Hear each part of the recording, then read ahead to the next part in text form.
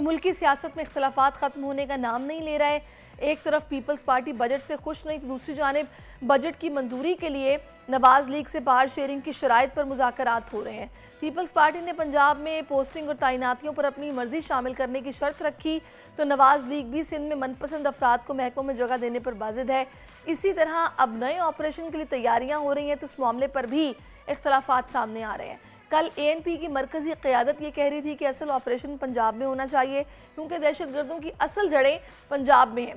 तो दूसरी जानिब वज़ीर आला KP के भी नए ऑपरेशन से खुश दिखाई नहीं दे रहे। उन्होंने कहा है कि एपेक्स कमेटी इजलास में तो किसी ऑपरेशन का जिक्र तक नहीं था, लिहाजा बातचीत के बगैर कुछ नहीं होगा। जिसके बाद वज़ीर आज़म हाउस को इस ऑपरेशन से मुतालिक वजाहत जारी करना पड़ी जिसमें कहा गया कि ऑपरेशन अज़्म इस्तेहकाम का मवाजना गुज़श्ता मुसल्लह ऑपरेशन से ना किया जाए, किसी बड़े ऑपरेशन पर गौर नहीं किया जा रहा। इसी सारी सूरत पे बात करने के लिए नून लीग के सीनियर रहनुमा सेनेटर अब्दुल कयूम साहब इस वक्त हमें ज्वाइन कर चुके हैं। अस्सलाम वालेकुम सेनेटर साहब, बहुत शुक्रिया आपके वक्त के लिए।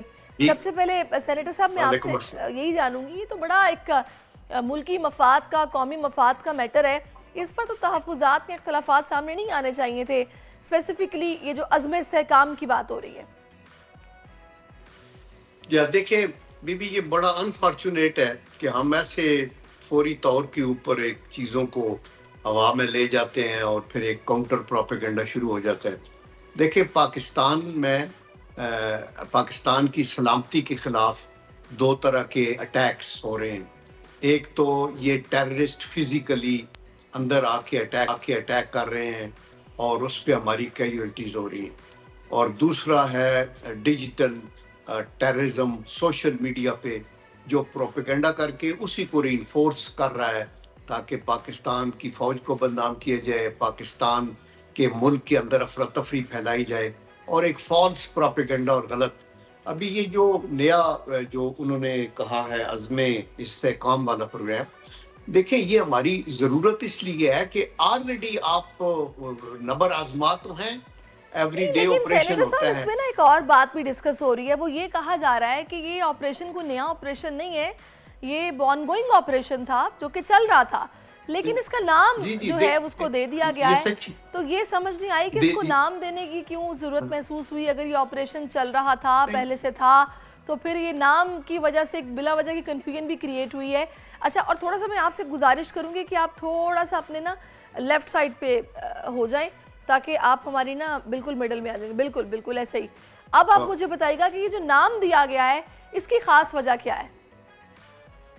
देखा, इसकी वजह ये है कि जो तो है ना दहशतगर्द के खिलाफ, वो तो काइनेटिक एनर्जी यूज हो रही है और फौज यूज कर रही है, लेकिन जो दहशतगर्दी है मुल्क के अंदर, उसको खत्म करने के लिए आपको पूरी एक कौमी एक तगोदो चाहिए।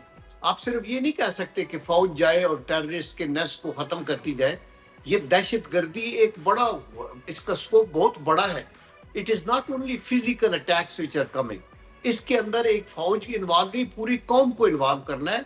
तो अगर उन्होंने कहा अज़्म इस्तेहकाम और उसके अंदर आपको हेल्प चाहिए, मीडिया की भी चाहिए, पब्लिक की भी चाहिए, पॉलिटिकल लोगों की भी चाहिए, जुडिशरी की भी मदद चाहिए, तो आप अज़्म इस्तेहकाम कहने में हर्ज क्या है। और पॉइंट ये है कि अभी हमारी फौज कोई सोई हुई तो नहीं, security agency, second line forces, police, सारे काम तो वो कर रहे हैं, लेकिन अभी फिर भी कैजुअल्टीज हो रही हैं। और आपको मैं ये भी बताऊं कि देखें, कैजुअल्टी तो होती है KP के अंदर, लेट से वहाँ अटैक होता है वजीरिस्तान में, लेकिन डेड बॉडीज आती हैं चकवाल में, तलगंग में, कराची में, गिलगित बल्तिस्तान में, तो पूरा पाकिस्तान इसमें इन्वॉल्व है। ये क्वेश्चन सिर्फ दो सूबों का नहीं है कि बलूचिस्तान, ये फ्रंट लाइन सूबे जरूर हैं, लेकिन जो मुल्क सफर कर रहा है, जहां तक फिजिकल कैजुअल्टीज है वो भी पूरे पाकिस्तान में जाती हैं, जहां तक इन्वेस्टमेंट के ऊपर इम्पैक्ट है वो भी पूरी पाकिस्तान की इकोनॉमी को इफेक्ट करता है, जहां तक मोरल ऑफ नेशन है वो भी पूरे पाकिस्तान को इफेक्ट करता है। मजा फरमाया। अच्छा, नहीं, इसमें मैं आपके चाहूंगी थोड़ा सा जरा लोगों की रहनुमाई के लिए कयूम साहब, नया इस ऑपरेशन में क्या है? जो मैंने अभी सीनियर जर्नलिस्ट को सुना है उनकी तरफ से ये जो एक बताया गया है, वजह इसकी वो ये है कि पहले ये होता था कि हमारा फौजी ऑपरेशन होता था वो दहशतगर्द पकड़ के लाते थे, लेकिन कोई कानूनी रास्ता नहीं होता था, हुकूमत उसको ऑन नहीं करती थी। अब ये कहा गया है कि हम मिलकर करेंगे, हुकूमत कानूनी रास्ता बनाएगी और फौज साथ सपोर्ट करेगी और ये बाकायदा फिर ऑपरेशन किया जाएगा। आप इस हवाले से क्या बताएंगे हमें, क्या वाकई ऐसा है? या देखिए, ये तो ऑफ कोर्स ऐसे है। आपको याद होगा कि जब दहशतगर्दों को पकड़ा जा रहा था तो अदालतें छोड़ती जा रही थी, तो फिर एक कॉन्स्टिट्यूशनल अमेंडमेंट आई थी 2 साल के लिए सनसेट क्लास के साथ कि फौजी अदालतें हों और इनका case day to day basis पे चले और उसका फैसला हो।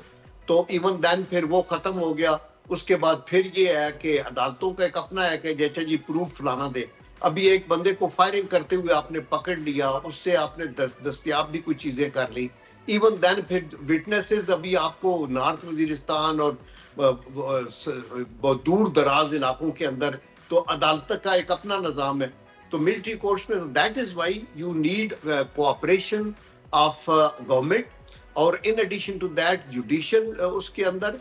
और अल्लाह के करम से आप देखें कि जब ये ज़रबे अज़ब शुरू हुआ था 15 जून 2014 में, तो क्यों शुरू हुआ था? बिकॉज 6 जून को कराची के इंटरनेशनल एयरपोर्ट के ऊपर के ऊपर हमला टेररिस्ट ने किया था और टीटीपी ने उसकी कबूल की थी।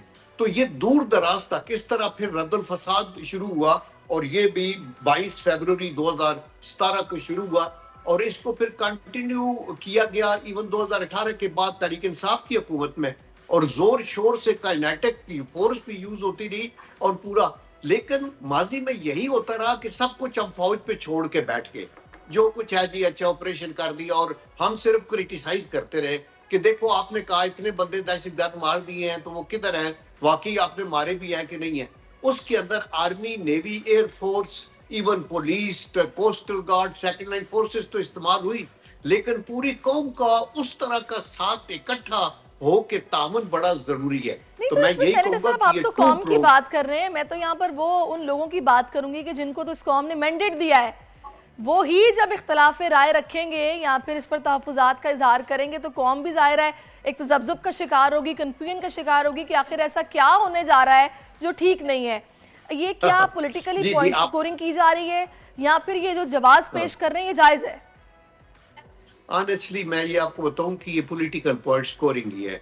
देखें, लास्ट टाइम जब बच्चों पे हमला हुआ था खैबर पख्तूनख्वा में, तो नेशनल इलेक्शन प्लान बना था, तो वो कौन सा पहले पार्लियामेंट में क्या डिस्कस हुआ था, वो उसके ऊपर एपीसी बुलाई गई थी जिसमें तहरीक इंसाफ के इमरान खान साहब भी थे, मिलिट्री क़यादत भी थी, सारी पॉलिटिकल पार्टियां थी, और फिर उन्हीं के अंदर ये फैसला हुआ था कि एपेक्स कमेटियां बनेगी और ये इनको टेररिज्म। तो वो तो नेशनल एक्शन प्लान अभी भी जिंदा है ना, 20 पॉइंट्स हैं, और वो 20 पॉइंट सिर्फ फौजी एक्शन के तो नहीं है, उसके अंदर तो हेट स्पीचेस भी हैं, मीडिया के ऊपर है, फंड्स की बात है, बहुत सी चीजों का उसके अंदर वो है, नेक्टा का बनाने का था और बड़ी चीजें थी जिनके ऊपर किया गया।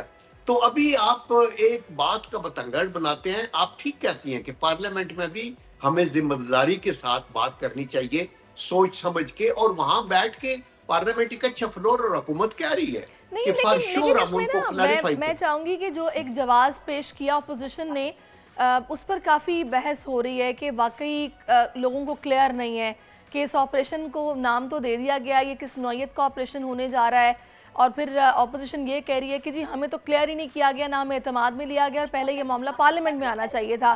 तो क्या ही अच्छा होता कि जब एक नेक काम करने जा ही रहे थे तो उससे पहले अपने तमाम स्टेक होल्डर्स को लूप में लेकर तो प्रॉपरली किया जाता, ताकि बाद में एटलीस्ट कोई इस तरह की कंफ्यूजन क्रिएट ना होती।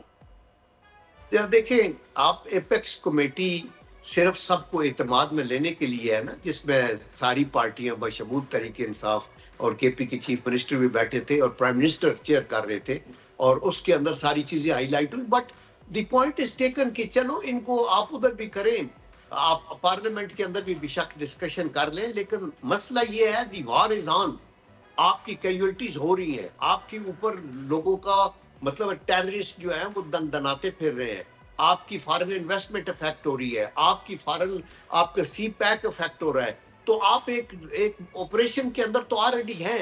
ये जो अज़्म इस्तेकाम है, ये इसके अंदर कौम को इन्वॉल्व करने की बात है, पूरी कौम को। मुझे ये बताएगा कि ये जो लोगों ने तासुर लिया है, बल्कि लोगों ने क्या, मैं एक मखसूस जमात की बात करूँगी। मैं असद कैसर साहब की बात कर रही हूँ। उन्होंने कहा कि जी पहले जब ऑपरेशन हुआ तो लोगों को नकल मकानी करना पड़ी, उनके मुआशी जो साइकिल था वो रुक गया, तो हमें ना जहाँ फ़ायदे व नुकसान भी हुए ऑपरेशंस के, तो लिहाजा अभी बिल्कुल हमारे लिए कंसर्निंग बात है कि अगर फिर से ऐसा कुछ होने जा रहा है तो ये चीज़ ठीक नहीं है। तो मुझे ये बताएंगे कि ये जो अज़्म इस्तेहकाम है इसमें स्ट्रेटजी होगी क्या? देखिए, जो तो आप देखिए, जो असद की बात है ना, वो उस लिहाज से अपने तौर पे वो ठीक कह रहे हैं कि जब ज़रबे अज़ब हुआ था तो उस वक्त तो मिलिट्री ट्राइबल बेल्ट के अंदर पहले नहीं थी। ये तो उस वक्त मूवमेंट हुई हैवी कॉन्टिजेंट की, और वो आपने देखा कि उसकी वजह से डिस्प्लेसमेंट हुई बहुत से लकूखा लोगों की, और बड़ा प्रॉब्लम। अभी तो ऑलरेडी आर्मी डिप्लॉयड है, वेस्टर्न बॉर्डर के ऊपर पूरी कोर लगी हुई है, आगे सिविल आर्म फोर्सेस है, कोई और डिस्प्लेसमेंट कोई। और उस वक्त आपने अपने इलाके क्लियर करने थे, नॉर्थ और साउथ वजिस्तान पे आपका कंट्रोल नहीं था, उधर का बैतुल्ला मसूद का कंट्रोल था, नो गो एरियाज थे। नहीं अनडाउटेडली कयूम साहब, हमें इन ऑपरेशंस के फायदे हुए हैं, तभी हम लोग आप देखें ना पहले किस कदर ये सुसाइड बॉम्बिंग होती, लोग घरों से निकलते हुए डरते थे, तो ये इन ऑपरेशंस का ही नतीजा है कि नॉर्दर्न एरियाज़ को भी बिल्कुल दहशतगर्दों से पाक किया गया कि लोग अब टूरिस्ट वहाँ पर जाते हैं और जाकर पाकिस्तान की खूबसूरती देखते हैं। तो इन एपिक्स कमेटीज़ के और इन प्लान्स के फ़ायदे तो हैं।